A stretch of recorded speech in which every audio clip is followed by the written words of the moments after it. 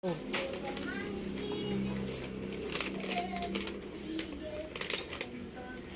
good afternoon guys. So, meron na naman tayong dumating na parcel dito ngayon galing from Shopee. Ngayon, i-rate natin yung star niya kasi sabi dito, i-rate daw natin kung ilang star ang ibibigay natin dito sa brand na to, Home Farm Dry and Mixed Fruits Page. Yan. Gawa natin siya ng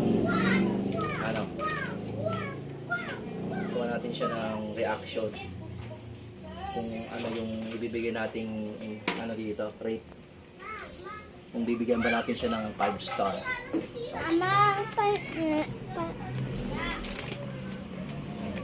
Okay.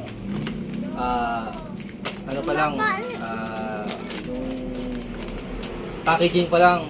Okay, 5 star sa packaging. 5 star. Ganda yung packaging.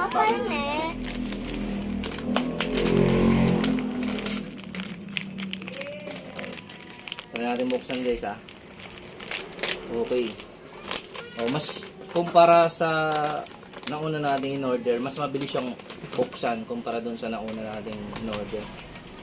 Kasi ang tigas ng pagkakasil nun Pero sa laman naman, ito yung good. Kasi mayroon nakalagay na para dito, preservative, para hindi masira agad yung isa kasi nating in-order, walang ganito Diba? Tapos, ang good dito guys, mas marami yung laman nito kumpara dun sa naunang in-order natin. Halos 3/4 yung laman niya dito. Yung isang in-order natin, halos kalahati lang. Tapos, mas marami siyang laman guys. Ang laki ng okra niya. Wow! Ang laki ng okra niya yung laman niya. Diba? Ginamit nila okra yung matigas na para mas mura. Sarap. Ang lutong. Yung gusto mo pala. TikTok shop yan. Masarap. Tsaka may dinagdag siya dito guys. May kiwi na siya. May kiwi. Tapos hindi, pao na kaya. Ayan guys Ito yung laman niya Marami. Tsaka may na siya may dinagdag siya. Ito yung kiwi guys Meron pa doon. Ayan, ang ganda ng kiwi Kiwi. Tapos itong Kamote. meron siyang Dates. Ayan, may date siya May date siya. Solid yung magkano order natin ito? 179. Oo. 179. Solid na to guys kasi yung ganda yung niya.